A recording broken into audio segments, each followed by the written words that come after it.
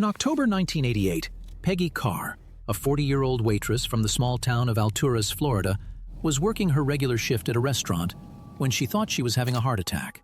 Severe chest pain, a burning sensation all over. She told her husband, Pi, "I'm burning up inside." He took her to the hospital. Doctors examined her, found nothing serious, and sent her home. A week later, her 16-year-old son Travis came down with the same symptoms. Then 17-year-old Dwayne. Within days, Peggy got even worse. This time she was taken to a larger hospital, Winter Haven. Her hair started falling out in clumps. Her legs were numb. Her muscles were failing. Doctors couldn't figure out what was happening. Test after test, nothing. Infection? No. Virus? No. Autoimmune? No. Peggy Carr lay in the hospital dying, and no doctor could explain why. She didn't yet know that she was already dead. Neurologist Richard Hostler was the first to ask the right question. He looked at this woman, 40 years old, no chronic illnesses, never seriously ill, and saw a picture that didn't fit into any textbook. A burning sensation all over her body, massive hair loss, whole clumps of it like chemotherapy, but without the cancer. Progressive peripheral neuropathy. The nerves in her legs and arms were dying one by one. Muscle atrophy, heart arrhythmia, kidney failure. Her liver was failing. Every day a new organ. As if something was methodically destroying her body from the inside, system by system, cell by cell. And then Hostler thought, thallium. A heavy metal discovered in 1861. Tasteless, odorless, colorless. In tiny doses, it occurs naturally in the human body. In large doses, it is one of the most terrifying poisons known to medicine. It's called poisoner's poison because it's virtually undetectable with standard tests. That's why doctors couldn't diagnose it for 2 months. They looked for bacteria, viruses, and autoimmune diseases. They weren't looking for poison. Because who looks for poison in the body of a waitress from a small Florida town? The test confirmed. Peggy's blood contained lethal levels of thallium. Her son's blood, too. Her husband Pi's blood, too. Even her 2-year-old granddaughter Casey had traces of thallium. The entire family had been poisoned. They had all drunk from the same source. Someone had given them thallium. But who? And how? And most frighteningly, when? Because thallium acts slowly. For weeks. The victim feels like they're burning from the inside, but doesn't know why. They go to the doctors, they get tests. Everything is clear. They return home. They drink another glass of Coca-Cola. They take another dose of poison. And with every sip, they're one step closer to death, without knowing. Peggy fell into a coma in early 1989. She never regained consciousness. Month after month, she lay in the hospital, hooked up to machines, while the thallium continued its slow destruction. Doctors tried to flush the poison from her system, but it was too late. Irreversible damage to her nervous system and internal organs had already occurred. On March 3, 1989, after an agonizing decision, Pi's husband allowed the life support to be turned off. Peggy Jean Carr was pronounced dead. She was 41 years old, a mother, a wife, a waitress who showed up for her shift every day with a smile, a woman who never locked the front door because she lived in a small town where everyone knew everyone else. That's what killed her. Her sons, Dwayne and Travis, spent months in the hospital but survived. The rest of the family received smaller doses and were less severely affected. But the case was not closed. Things were just beginning. The Polk County Sheriff's Department sent nearly 400 items from the Carr home for analysis. Everything. Ice from the freezer, homemade pickles, ketchup, shampoo, toothpaste. 400 items. The result? 3 empty Coca-Cola bottles tested positive for thallium. 3 bottles. From an 8-pack. Then 3 unopened bottles from the same set were sent to the FBI lab in Quantico. All 3 contained thallium, and all 3 had microscopic tool marks on the caps. Someone had carefully removed the caps, added the poison, and put the caps back on. Fine work. It couldn't have been a random person. It was someone who knew what they were doing and who had the tools to work with bottle caps. Counterfeiting consumer products is a federal crime. The FBI got involved. Since no other Alturas residents had been harmed by thallium, the theory of mass poisoning was ruled out. Someone had deliberately poisoned the Carr family. The prime suspect was the husband, Pi Carr. Standard procedure: test the husband. But tests showed Pi had thallium in his blood. He'd also drunk that Coke. He wouldn't have poisoned himself or his own son. He was pushed aside. Investigators began to expand their circle, and they came across a neighbor, George Trepal. He lived across the fence from the Carrs. And here begins the story that made this story famous. George Trepal, born in 1949 in New York City, the son of a police officer and a school teacher. Highly intelligent from childhood, tests showed an IQ in the top 2% of the population. A member of Mensa, an international club for people with exceptionally high intelligence, which admits only those who pass a special test. A chemist by training, quiet, withdrawn. People who knew him described him as strange but harmless. And an ex-con. In the 1970s, Trepal ran the largest clandestine methamphetamine lab in the southeastern United States. The scale of the operation was such that the FBI was involved. He was caught, convicted. 3 years in federal prison. There, he worked with chemicals, including thallium, a byproduct of certain 1970s methamphetamine production methods. Methods long outdated, but which Trepal knew inside and out. After his release, he married Diane Carr, an orthopedic surgeon. She practiced, he stayed home, read Agatha Christie, tinkered with computers, brewing homemade wine, for which he had professional bottle capping tools. The same skill that allowed him to carefully remove the caps from Coca-Cola bottles, add poison, and seal them again without visually changing anything. Relations between the families were strained. Diana complained about the noise from the music Peggy's sons played loudly. Trepal filed a complaint with the zoning department about an illegal addition Pi was building on his property. The addition was demolished. But the conflict did not subside. And then something happened that investigators would later discover. In July 1988, 3 months before the onset of symptoms, the Carr family received an anonymous letter. In block letters, "You and your entire so-called family have 2 weeks to get out of Florida forever, or you will regret it." The Carrs didn't take it seriously. They didn't go to the police. They put the letter in a mailbox and forgot about it. 3 months later, Peggy began to burn from the inside. When detectives first approached Trepal, he was nervous. He avoided eye contact. He stuttered. He was asked, "Why do you think someone would want to poison the Carrs?" Of more than 50 neighbors and acquaintances interviewed, he was the only one to give this answer. Someone probably wanted them to leave the area. The only one. Exactly what was written in the anonymous letter. He also claimed to know nothing about thallium. This would later turn out to be a lie. He worked with thallium in his meth lab. He knew the poison better than most chemists. But the police had no direct evidence. And then came that stupid move, without which this investigation might never have happened.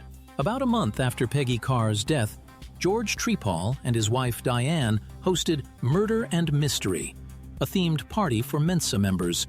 The format: guests act out a detective scenario and try to identify the killer. Trepal's chosen theme: murder by poison. A few weeks after the actual murder by poison, a fence away from the house where the murder took place, a man suspected of poisoning his neighbor throws a poisoning-themed party. If this were a movie, the audience would say, "Oh no, that just doesn't happen." And then a new guest arrived at this party, a young woman who introduced herself as Susan, recently moved to the neighborhood. She was charming, inquisitive, asked questions with genuine interest, laughed at the right moments. Trepal liked her immediately. Intelligent, well-read.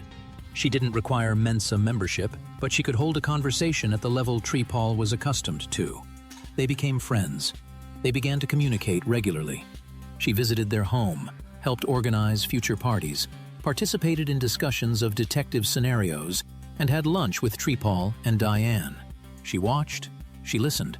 She memorized every word, every detail of the decor, every book on the shelf, every tool in the garage. Susan was Detective Susan Gorick of the Polk County Sheriff's Department. She had been undercover.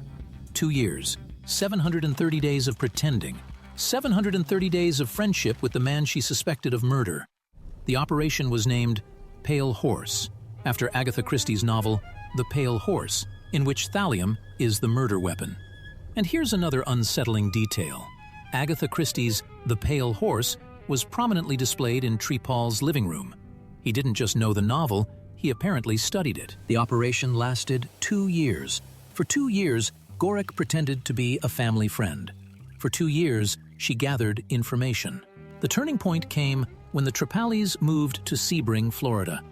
Diana was opening a new medical practice. Gorick immediately rented their old house before they had even moved out. As soon as she received the keys, forensic investigators entered the house. They searched every inch. They found chemicals in the garage, lots of them, but not a single thallium. Then they found small, empty bottles. One of them contained a white, powdery sediment at the bottom. Lab analysis: thallium. The same thallium that poisoned Peggy Carr and her entire family. In a neighbor's garage, in a bottle he hadn't bothered to throw away. Trepal was arrested in Sebring. In January 1991, he was charged with 15 counts: first-degree murder, attempted murder, poisoning food and water, and counterfeiting consumer products. He was offered a deal, a confession in exchange for life imprisonment without the death penalty. Trepal refused. He was confident he would not be convicted. All the evidence was circumstantial. A bottle in the garage? The garage was unlocked. Anyone could have planted it. Motive? Noisy neighbors are not a motive for murder. He was a member of Mensa, a genius with an IQ higher than 98% of the population. He thought he was smarter than the investigators, smarter than the prosecutors, smarter than the jurors. He was wrong. And then something happened that made this case unique in the history of American justice. The judge made a decision. The jury must see the crime scene with their own eyes. Not photographs, not diagrams, the scene itself. The entire court, judge, jury, prosecutors, defense attorneys, defendant, departed from the courthouse and arrived at Rancho Street, where the Carr and Trepalov houses stood. The jurors saw the distance between the houses. They saw how close Trepalov's garage was to the Carr's kitchen. They saw that there was practically no fence between the properties. They saw that the Carr's front door was unlocked. This was a small town where everyone knew everyone else. They saw that all it took was 30 seconds for a man to walk from his garage to someone else's kitchen, place a can of poisoned Coke on the table, and leave. 30 seconds, no witnesses, no cameras, no trace. This was one of the first, and perhaps only, cases in American judicial history in which the entire trial, including the jury and the defendant, was transferred to the crime scene. Not a mobile court hearing, not a formal inspection, a full-fledged trial conducted not in a courtroom but at the scene of the murder. The trial lasted 4 weeks. Prosecutor John Aguero constructed a case from a chain of circumstantial evidence, each of which individually proved nothing, but together created a picture that was inexplicable. The defense relied on one argument: everything is circumstantial. There is no direct evidence. No witnesses saw Trepal enter the Carr house, no confession, no recording. The bottle of thallium in the garage could have been planted by anyone. The garage was unlocked. The defense even pointed to Trepal's wife, Diane, as an equally likely suspect. She, too, had been in conflict with Peggy and also had access to medical knowledge. But the totality of the evidence was overwhelming. The thallium in the garage was the same type of thallium found in the Coke bottles. Experience working with thallium in a meth lab. He knew the poison professionally. Bottle capping tools, exactly the same kind of residue was on the caps. A conflict with neighbors, documented, lasting for months.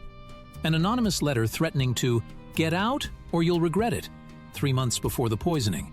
The phrase "someone wanted them to leave" was the only one of the 50 respondents who mentioned it. Agatha Christie's book about thallium poisoning on the living room shelf, not hidden, but in plain sight like a trophy. A murder by poison themed party a month after the actual poisoning. 30 meters from the crime scene. The jury deliberated for 6 hours. Guilty on all 15 counts. On March 6, 1991, Judge Dennis Maloney sentenced George Trepal to death. Diane divorced him in 1996. She died of a stroke in 2018 at the age of 69. Trepal continues to file appeals. All have been denied. As of 2026, he remains on death row in Florida. He is 77 years old. Detective Susan Gorick and journalist Jeffrey Good wrote a book, Poison Mind, about the investigation and 2 years of undercover work. Documentaries have been made about the case, an episode of American Justice titled Kill Your Neighbor, and an episode of Vengeance, Killer Neighbors, subtitled The Poisoner Genius. The name of the sting operation, Pale Horse, became emblematic of the case. Christie's novel, which the killer studied, became evidence against him. That's what this case proves. Genius doesn't protect against stupidity, and a high IQ doesn't protect against arrogance. Trepal was a member of Mensa. He had an IQ in the top 2% of the population.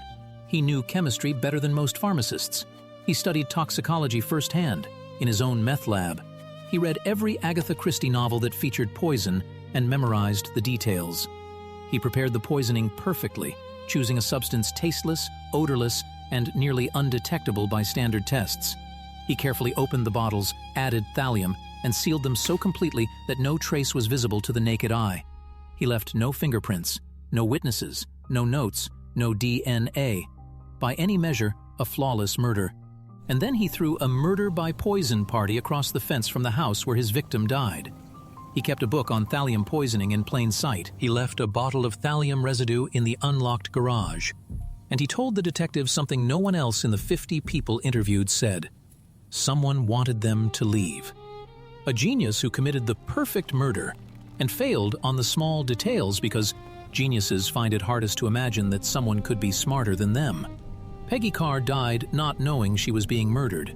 She thought she was sick, that it was a virus, that it would pass. She drank Coca-Cola from her refrigerator and didn't know that every sip was poisoned by the man who lived 30 seconds walk from her kitchen. She didn't yet know